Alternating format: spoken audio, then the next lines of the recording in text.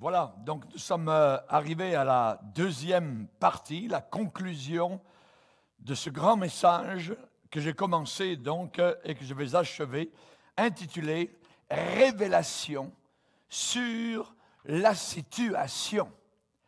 Cette situation, on peut la décrypter.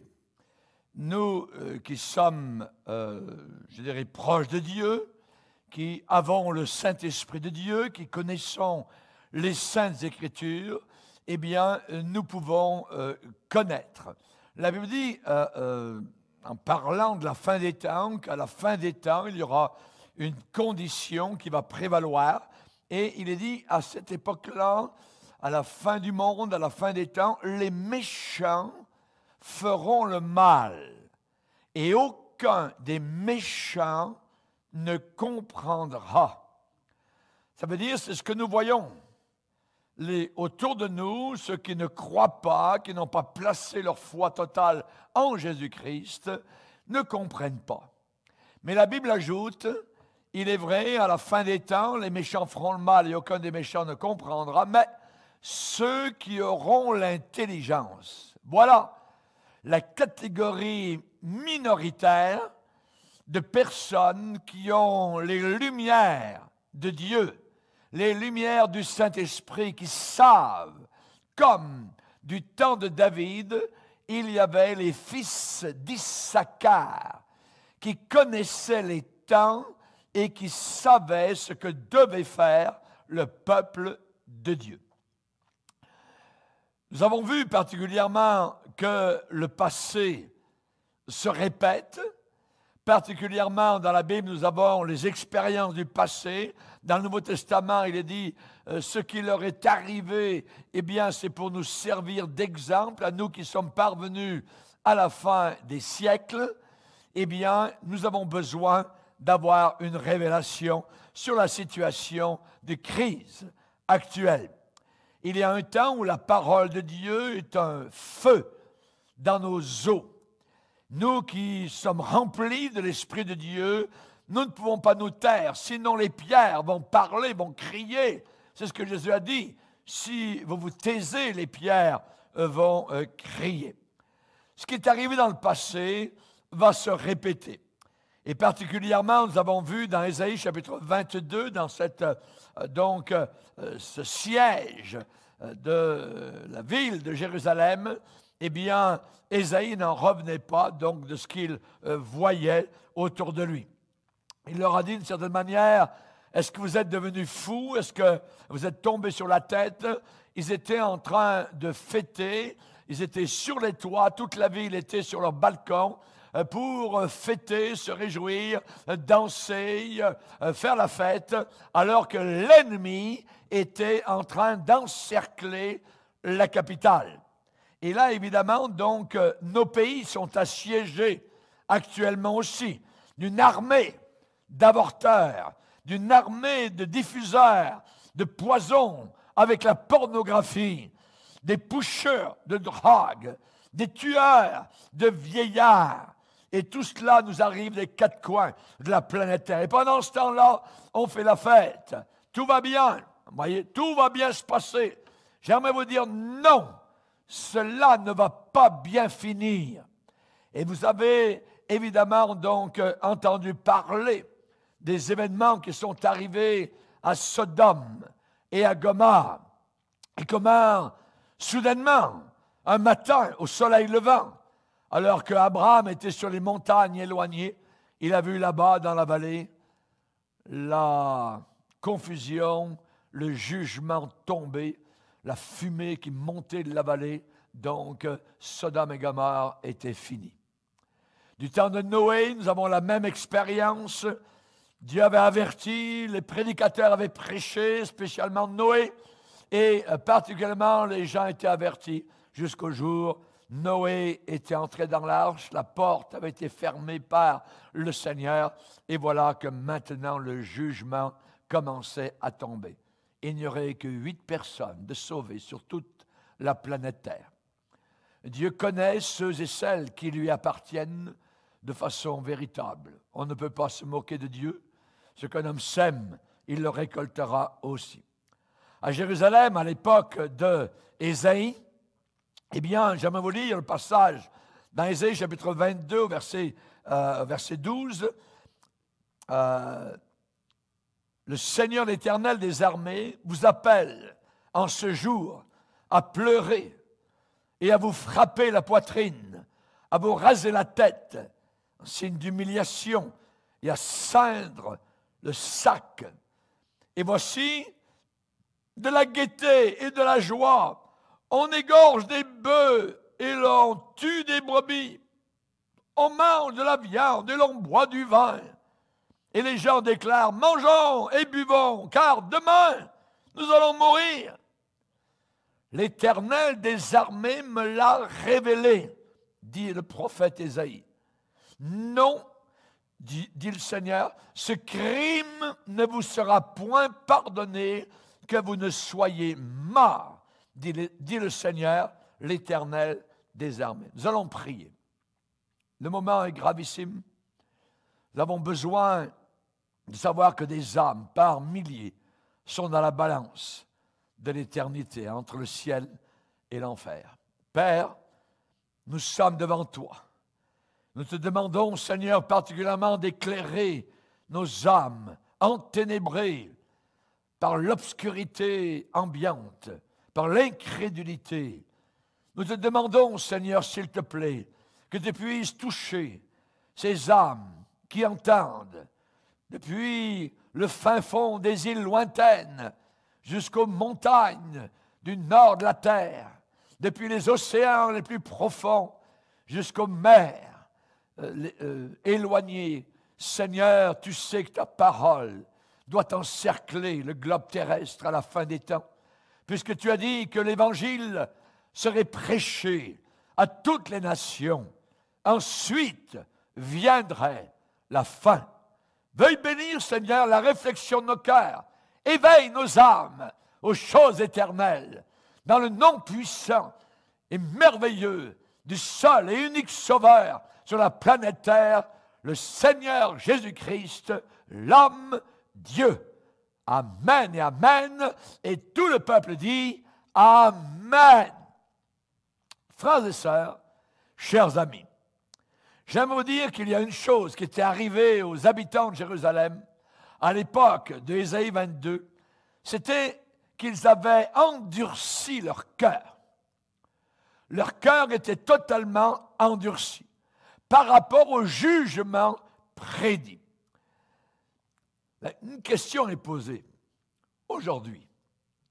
Où sont ceux et celles qui pleurent pour leur pays? Qui est brisé aujourd'hui par les péchés de l'Église de Dieu?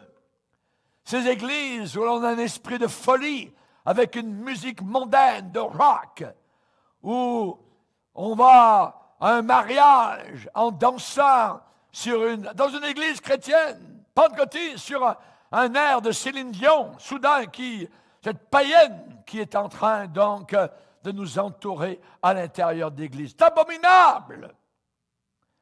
Et nous avons besoin d'être brisés par ces péchés, cette rébellion contre Dieu, ce manque de sérieux vis-à-vis de Dieu. Où sont ceux et celles qui pleurent sur l'Église? La Bible dit que le jugement va commencer par la maison de Dieu. Si c'est par nous qu'il commence, que deviendront les païens? Regardez et observez attentivement cette foule à Jérusalem, dans Ésaïe 22. Les armées maintenant ont entouré, l'armée ennemie assyrienne a entouré Jérusalem. Les chars sont là, les chevaux sont là, les cavaliers sont là, les armes sont aiguisées, les boucliers ont été oints. Et là, le pelage lisse des chevaux de combat qui hennissent, qui trépignent, prêts à se lancer à la bataille. Et pendant ce temps-là, que font les habitants de Jérusalem? Ils sont sur les toits, ils se sont rassemblés, ils ont amené la viande, ils ont amené les coupes remplies de vin. Ils veulent boire, ils veulent se saouler, ils veulent convoiter, parce qu'ils savent que le spectacle va se terminer dans le sang. C'est terrible. C'est terrible. Observez attentivement à Jérusalem. Cette foule insensée, stupide, ils sont stone. Littéralement. Ils sont sur les toits. Ils veulent regarder le spectacle. Là, juste en bas, à quelques dizaines, centaines de mètres, toutes les collines et les vallées autour de Jérusalem sont remplies d'armes, d'armements ennemis. Et pendant ce temps-là, que font-ils? Ils fêtent, ils célèbrent au bord de leur jugement. Et c'est là où vous découvrez le checkpoint, le point flash, comme quand vous roulez trop vite sur une autoroute et le flash vient de flasher, briller. Soudainement, l'élément catalyseur de destruction se met en marche. Quel était leur péché que Dieu ne voulait pas pardonner? Puisqu'il est dit au verset 14 d'Ésaïe 22, non, non, non, non, non, ce crime ne vous sera pas pardonné, que vous ne soyez morts, dit le Seigneur, l'Éternel des armées. C'est bien plus que de repousser Dieu et ses avertissements. C'est bien plus que de se fermer aux avertissements du Seigneur.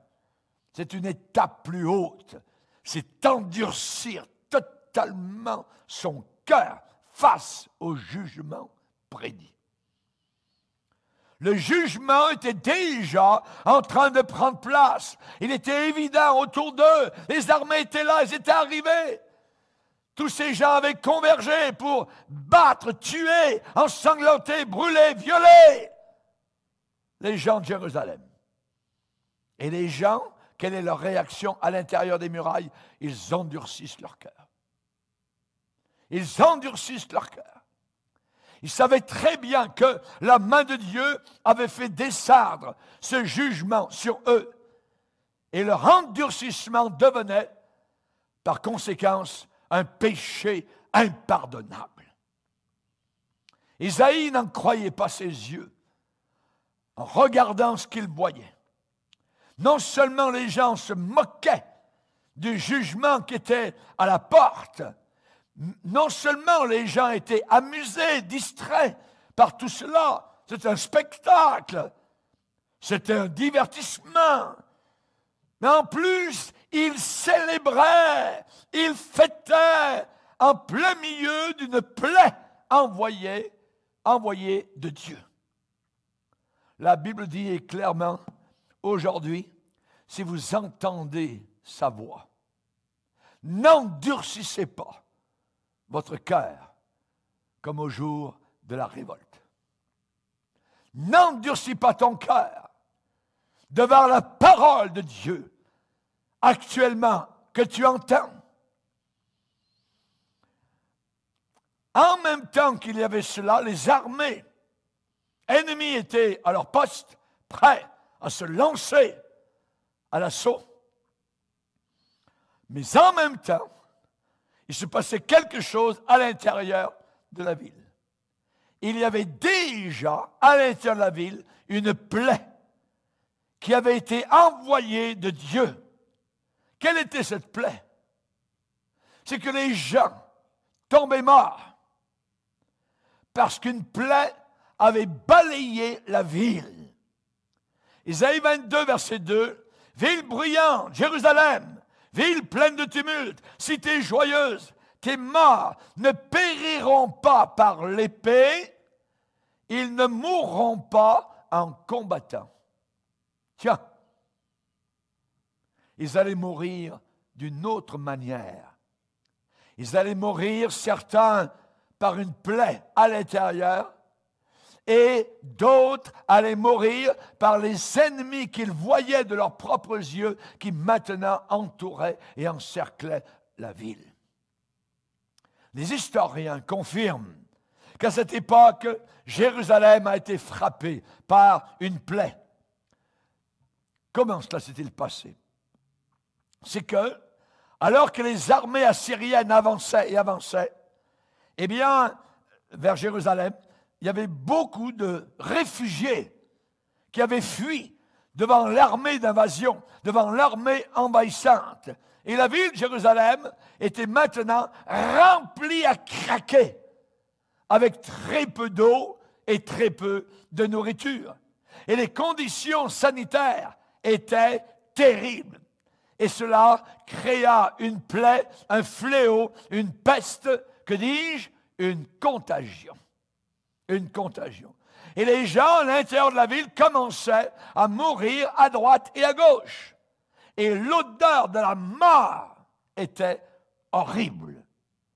Je me rappelle être entré dans des lieux où des morts, donc depuis 2-3 jours, étaient là. Eh bien, c'était en entrant une odeur qui vous ne voulez plus même respirer tellement l'odeur est forte. Et à Jérusalem, c'était ce qui était en train de se passer. On n'enterrait pas les gens. On ne pouvait pas. Les ennemis étaient tout autour.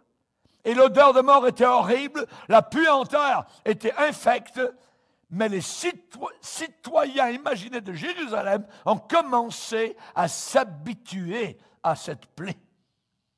Et ils sont devenus comme endurcis à la mort qui était tout autour de eux. À l'intérieur de la ville, et la mort qui les attendait à l'extérieur de la ville par les armées ennemies qui maintenant étaient campées. J'aimerais vous dire que, imaginez la situation, pendant tout ce temps-là, ils étaient capables, les vivants qui restaient, de s'amuser, de se divertir, de se régaler, de faire la fête au milieu d'un tel décor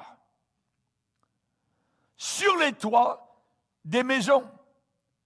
Le verset 1 nous dit, du chapitre 22 d'Ésaïe, « Jérusalem, qu'as-tu donc que ton peuple monte sur les toits? » Sur les toits des maisons, sur les balcons des maisons. Alors évidemment, comme aujourd'hui, on ne veut jamais oublier l'élément culturel, la culture. Nos clowns faire rire à l'heure du jugement qui s'en vient. Et même se moquer de Dieu et prendre le nom du Seigneur en blasphème. Qu'est-ce que Dieu a dit?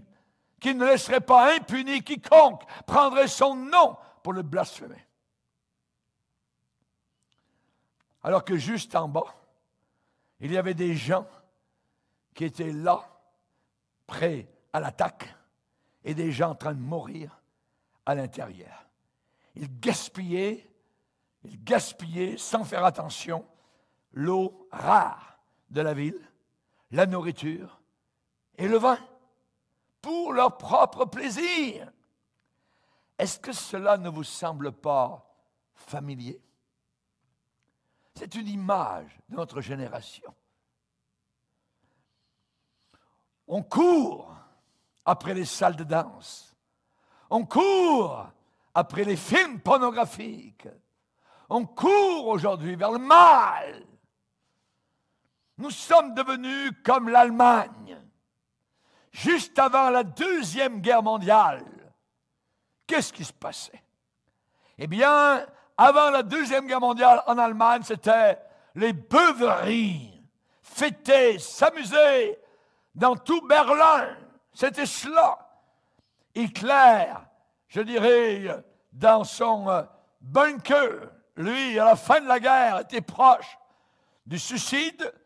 Et alors que les forces alliées, à la fin de la guerre, étaient en train de faire des raids aériens toutes les nuits, cependant, entre les vagues de bombardements, les gens couraient vers les bars, les gens sortaient pour danser et pour boire dans des installations de fortune jusqu'aux petites heures du matin. Berlin était devenu une fête, un party de masse. Et cela juste avant que la ville soit anéantie par les forces alliées. Les gens étaient en train de se diriger vers l'éternité, en train de plonger vers une éternité obscure, et ils fêtaient. Aujourd'hui, dans le monde occidental et en Amérique, nous avons parfois des levées de fonds pour la recherche, pour le sida. Mais toutes ces choses-là sont faites dans un contexte pour faire la fête, boire et danser toute la nuit. À New York, par exemple, à Greenwich Village, ou dans le quartier du Soho, on peut voir certaines pancartes « Heads SIDA Research Party »,« Free drinks ». L'alcool est gratuit. Et vous avez des hommes squelettiques, ressemblant à des morts ambulants, en train de danser toute la nuit, en train de courir d'un party à un autre, d'une fête à une autre. Et tout cela sous le couvert de la recherche pour le sida. Ces gens-là sont en train de mourir de cette terrible maladie et ils continuent à fêter. Quelque chose de pire peut arriver au monde occidental et dans le monde entier. Quelque chose que je vois dans Ésaïe chapitre 22. Il est dit particulièrement qu'à la fin des temps, et nous voyons cela aussi dans Matthieu 24, Jésus a dit qu'il y aurait des pestes en divers lieux. Cela veut dire des coronavirus, des contagions, des pandémies dans des lieux différents, variés de la planète Terre. Luc 21, verset 11. La Bible parle dans Psaume 91 de la contagion qui frappe avec furie en plein midi. Des millions de morts. Des millions de morts. Ça peut frapper quelqu'un en quelques jours et il est mort. C'est fini. Attention, maladie exotique.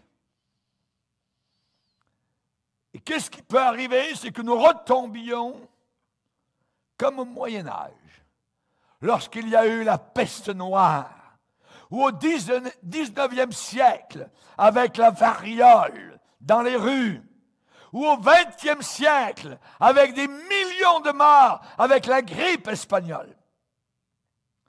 Pendant cette plaie terrible, les gens fuyaient les villes. Mais après un moment, quand la vue des cercueils devenait chose commune, après un certain temps, quand c'est corbillard, les gens s'habituaient, on les voyait régulièrement. Quelle était la réaction des gens? C'est que leur cœur s'endurcissait devant tout cela. Si des millions de personnes meurent, pensez-vous que nos pays vont se tourner vers Dieu, vont se réveiller, vont se repentir? Croyez-vous que les impies vont crier pour la miséricorde et la guérison? Non! Au contraire, ils vont s'enfoncer et descendre dans des marécages d'orgies, de parties, de fêtes, d'orgies de boissons, les plus ignobles et les plus incroyables. Ça a toujours été l'histoire de chaque pays qui s'est détourné de Dieu comme nous le faisons actuellement. Psaume 9 et le verset 18 dit « Les méchants », ça veut dire les incrédules, ceux et celles qui ne veulent pas venir vers Jésus-Christ, se repentir de leurs péchés. Eh bien, les méchants se tournent vers le séjour des morts, vers l'enfer. Et la Bible ajoute, toute les nations qui oublient Dieu. Avez-vous entendu parler beaucoup de Dieu durant toutes ces heures, ces centaines d'heures que vous avez passées à la télévision pour écouter parler du coronavirus? Est-ce que vous avez entendu parler de Dieu? Répondez-moi. La Bible dit, les méchants se tournent vers l'enfer. Tous les pays qui oublient Dieu. Nous sommes en train d'oublier Dieu, notre Créateur, celui qui nous donne la vie, celui qui fait, je dirais, couler notre sang dans nos veines. C'est lui. Nous lui devons la vie et nous devons nous repentir devant lui. Rappelez-vous, à Babylone, lorsque dans une fête, un party, en pleine nuit, alors qu'on se moquait de Dieu, qu'on riait, que le vin coulait, que les danseurs et danseuses étaient là, moitié dévêtus, soudain une extrémité de main avec un bout de bras est apparue visible devant ces milliers de personnes et a commencé à écrire sur la muraille de chaux 3 mots. Et l'homme de Dieu a été appelé le prophète Daniel, parce que les astrologues ne valent rien dans ces jours-là. Et uniquement celui qui connaît Dieu reconnaît l'écriture de Dieu. Et il a pu dire, voilà les 3 mots. Comptez. Ô roi, tes jours ont été comptés, et c'est le dernier aujourd'hui. Dieu y a mis fin. Cette nuit même, cet homme, Belchazzar, descendait en enfer. Pesé. Deuxième mot, tu as été pesé dans la balance et tu as été trouvé léger. Alors, parce que tu es léger devant moi, frivole, j'ai préparé ton cercueil et ton tombeau. Naoum, 1er chapitre. Et le 3e mot, divisé.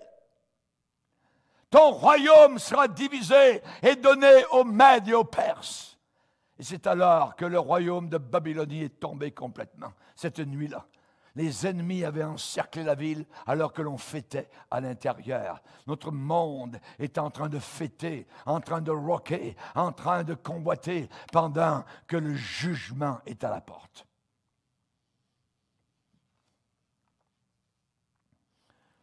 Et alors que la chute, l'écroulement, la reddition, la capitulation, l'effondrement de Jérusalem était en train d'approcher, qu'ont fait les riches et ceux qui étaient influents? Eh bien, ils ont fait des provisions pour s'enfuir. S'enfuir où? S'enfuir vers ce qu'eux croyaient être la sécurité. Isaïe 22, verset 7, « Tous tes chefs, tous tes leaders fuient ensemble. Tous tes habitants deviennent à la fois captifs, tandis qu'ils prennent au loin la fuite. » Qui, surtout, cherchait à échapper? Tous ceux qui cherchaient à fuir, c'étaient les leaders. Ils savaient, ces gens-là, qu'Ésaïe avait raison, que l'homme de Dieu avait raison. Ces gens-là, ces leaders, ces chefs, étaient très connus. Et eux, ils savaient une chose, que le peuple, le menu peuple, ne savait pas. Ils savaient que la société, leur société à l'époque, avait atteint un point de non-retour. Isaïe 22, verset 5, c'est un jour de trouble, un jour d'écrasement, un jour de confusion, de perplexité. N'est-ce pas ce que nous voyons actuellement? Trouble, écrasement, confusion, peur, perplexité. Envoyé par le Seigneur, l'Éternel des armées dans la vallée des visions. On démolit, on abat, on brise les murailles. Les cris de détresse retentissent vers la montagne. ces gens-là, ces leaders, ces gens riches, influents, couraient ici et là.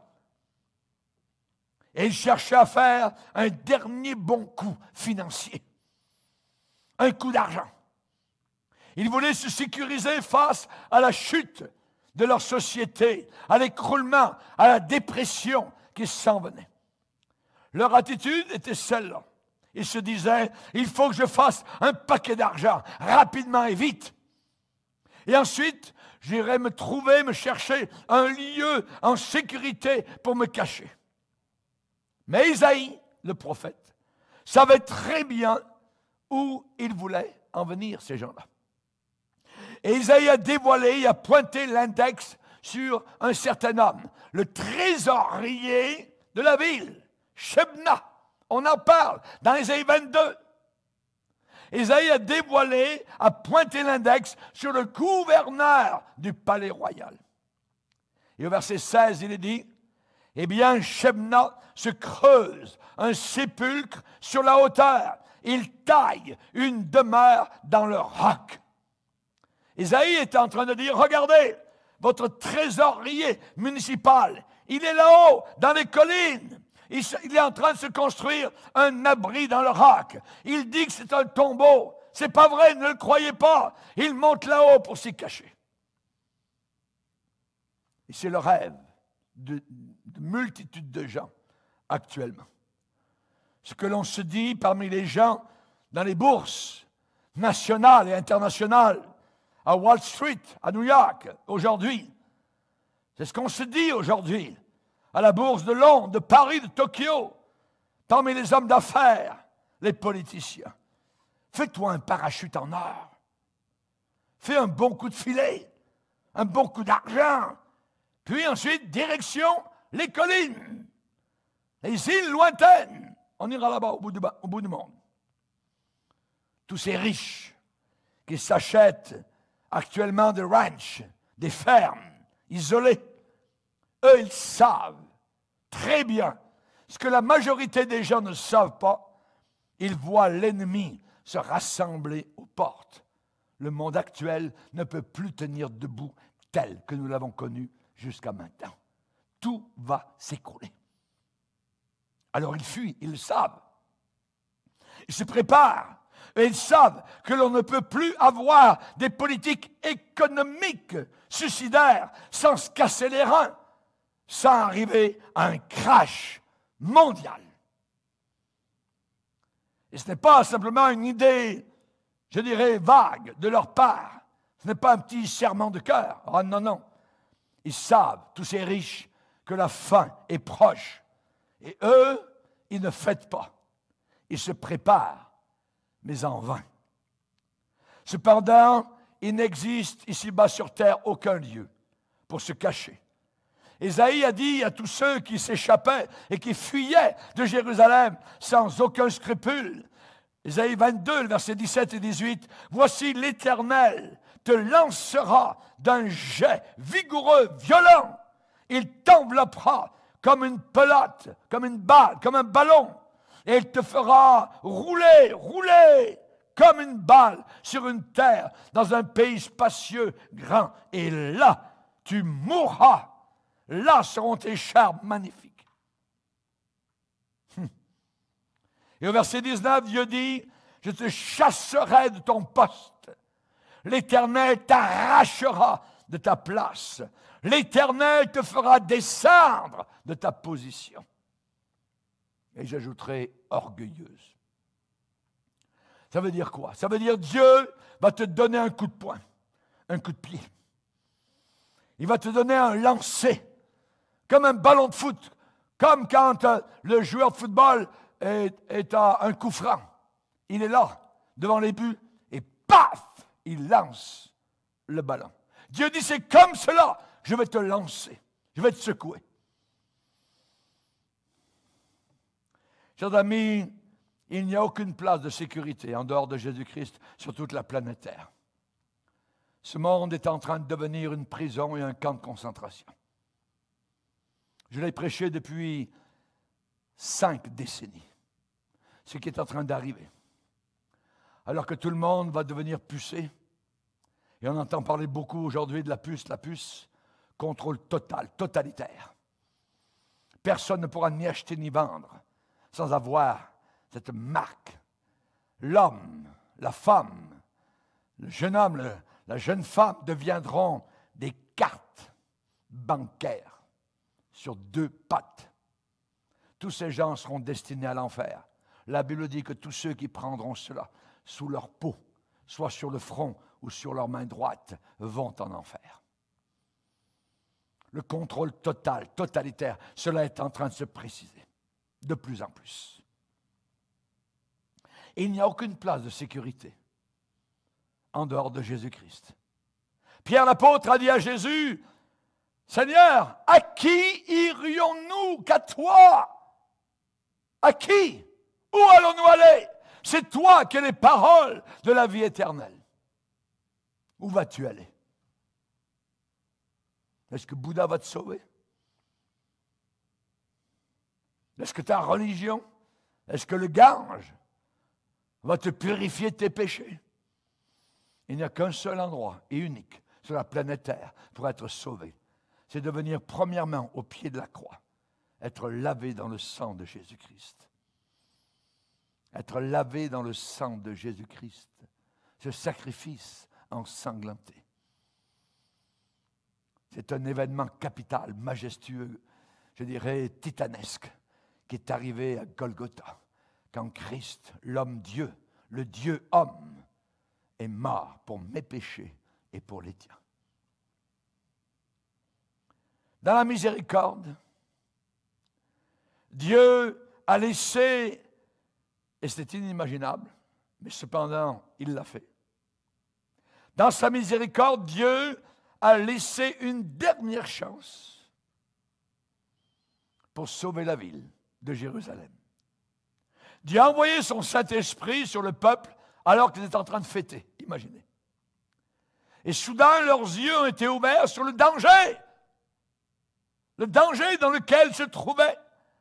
On ne nous dit pas exactement dans la Bible ce qui arriva quand le Saint-Esprit descendit pour les convaincre de péché, de justice et de jugement. On ne nous le dit pas. Le Saint-Esprit est venu pour interrompre leur folie et leur fête. Et dans Ésaïe 22, verset 8, il est dit, « La couverture de Juda est découverte. Les derniers retranchements de Juda sont forcés. » On ne nous dit pas si quelqu'un est allé au temple pour prier, si quelqu'un est allé vers Ésaïe pour lui demander quoi faire. Il a dû y avoir certainement une brève période quand le peuple, du moins, a pensé à Dieu ou à de dire quelques prières. C'est la même scène qui est arrivée aux États-Unis quand a débuté la guerre d'Irak. Le Congrès américain a demandé un jour national de prière et les églises ont été remplies dans toute l'Amérique. Même les journaux américains, New York, ont demandé de prier.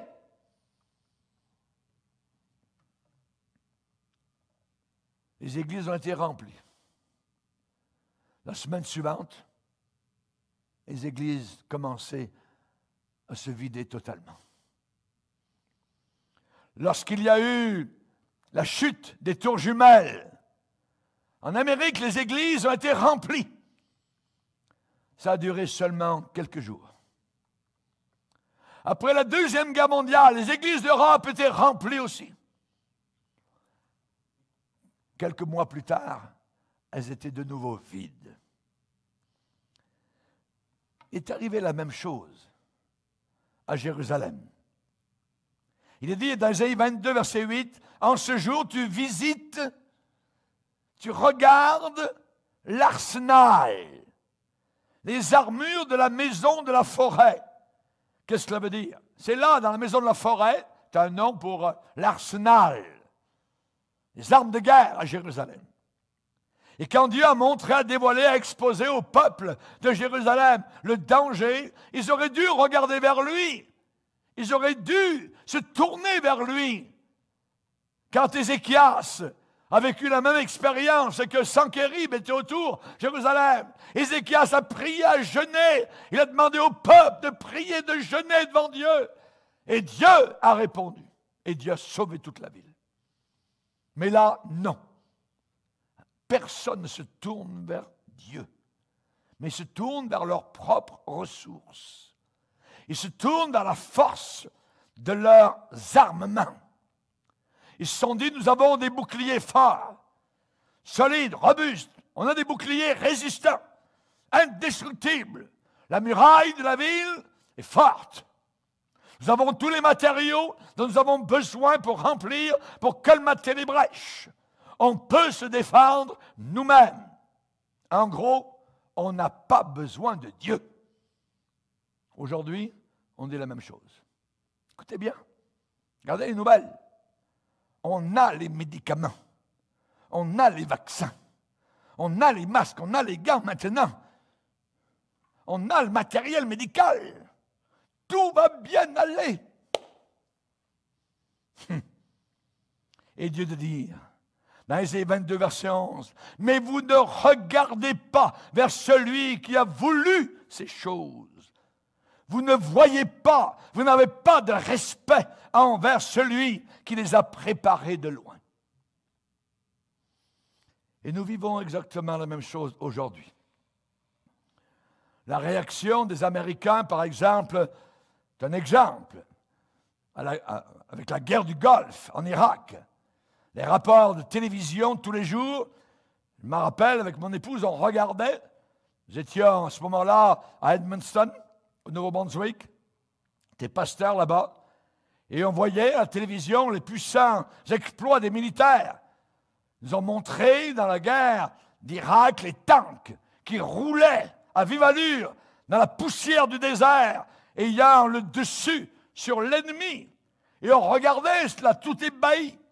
Les avions de chasse en train de lancer leurs bombes téléguidées au laser, en train de frapper des cibles avec précision. Et même un général américain s'est glorifié en disant « Nous avons la capacité de descendre n'importe quel ennemi, d'abattre tout missile en Irak. » Tout ça, eh bien, ça s'est terminé par une parade sur Broadway à New York. Est-ce que c'était pour remercier Dieu? Est-ce que c'était pour honorer Dieu, vers lequel quelques-uns ont prié? Non.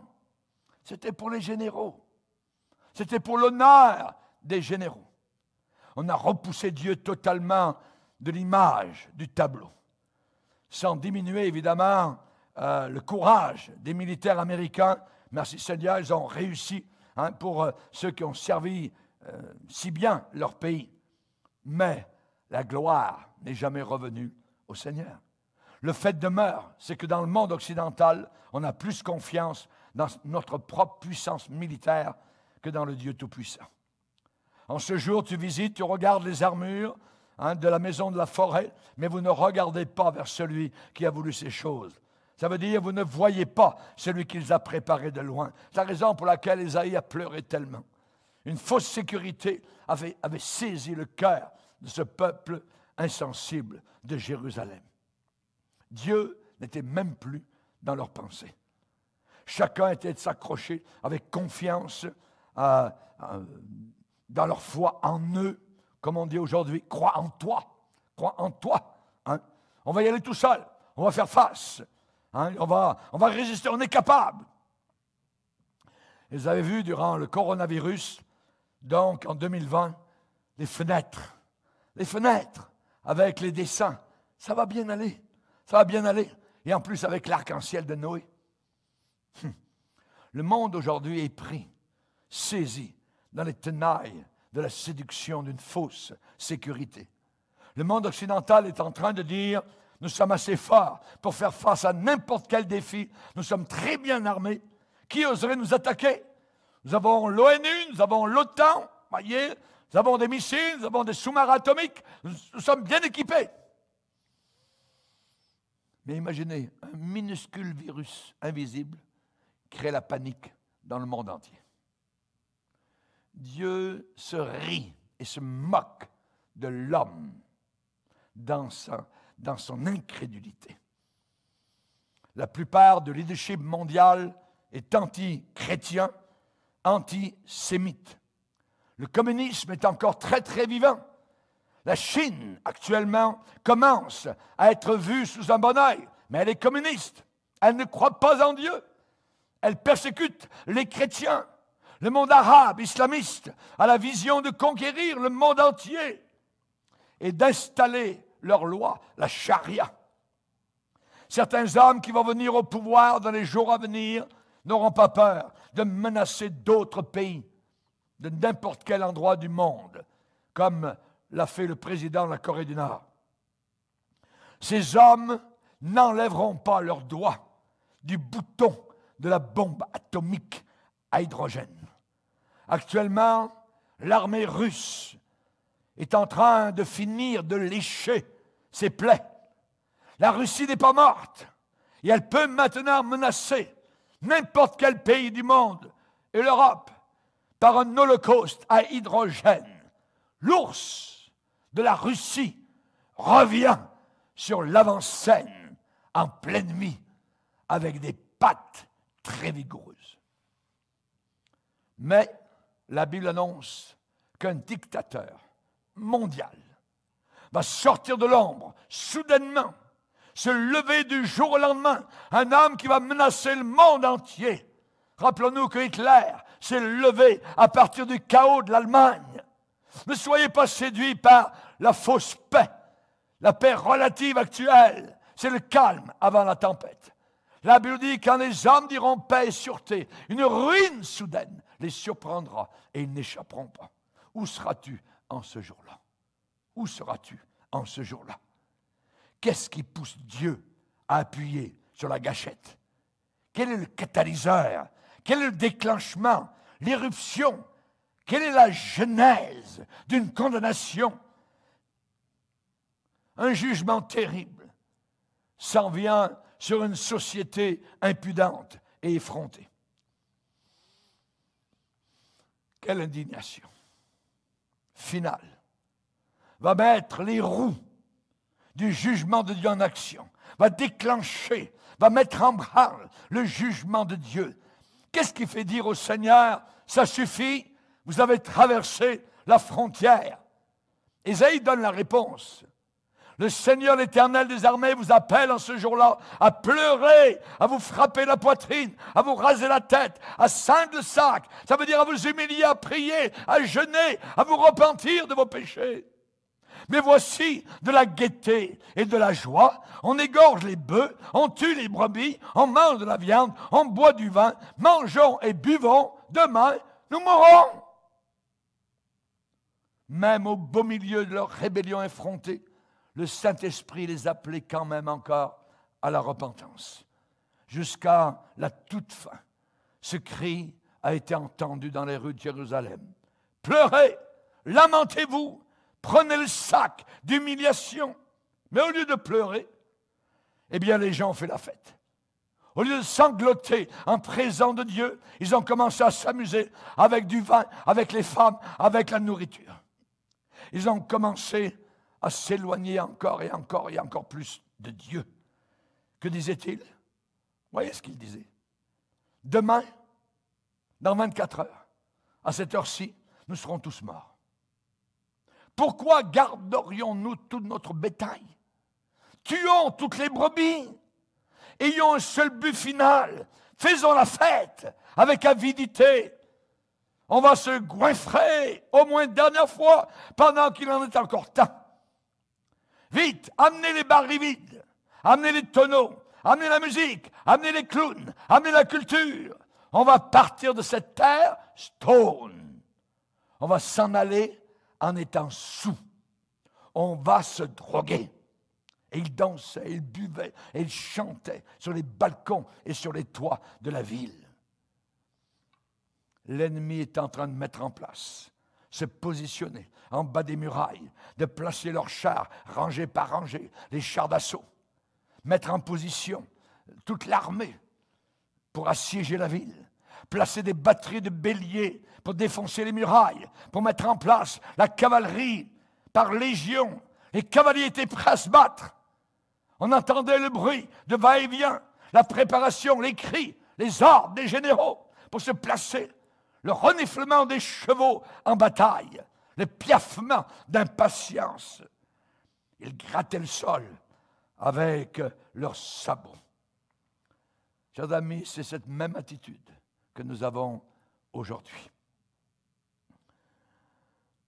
Se sont-ils repentis? Non. Non, ils ne l'ont pas fait. Et maintenant, hélas, plus rien ne pouvait être fait pour les sauver. Il n'y aurait plus d'avertissement, il n'y aurait plus aucune somme de miséricorde. C'était la profanation totale. Et ce qu'ils disaient, c'est comme s'ils levaient leur verre de vin dans un toast à Dieu. Ils riaient à sa face. C'est pour toi, le toast, oh Dieu, c'est pour toi. On se verra en enfer. Profanation totale. La gâchette du jugement était déclenchée. Même attitude aujourd'hui. Que la crainte de Dieu descende sur chacun de nos cœurs. Seigneur, nous venons devant toi. Nous nous humilions en ta présence.